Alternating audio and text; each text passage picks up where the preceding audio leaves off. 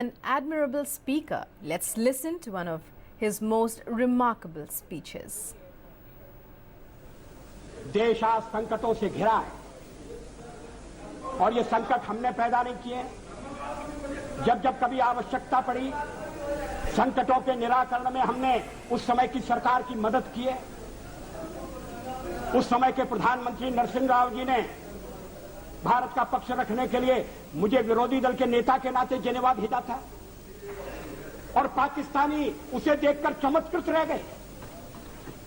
उन्होंने कहा कि ये कहां से आए हैं,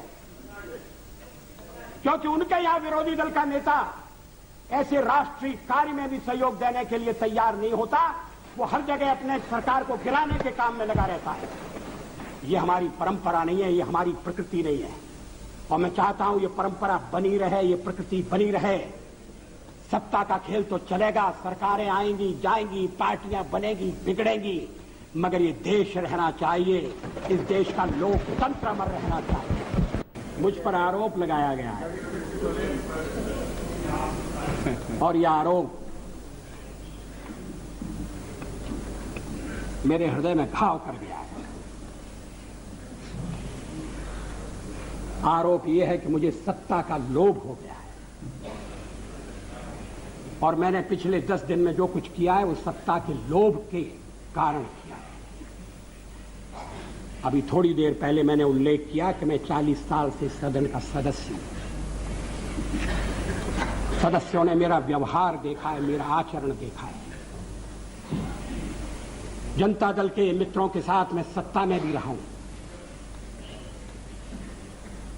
कभी हम सत्ता के लोभ से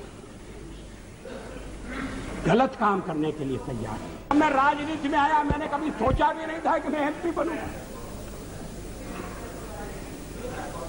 मैं पत्रकार था और ये राजनीति, जिस तरह की राजनीति चल रही है, मुझे रास नहीं आती।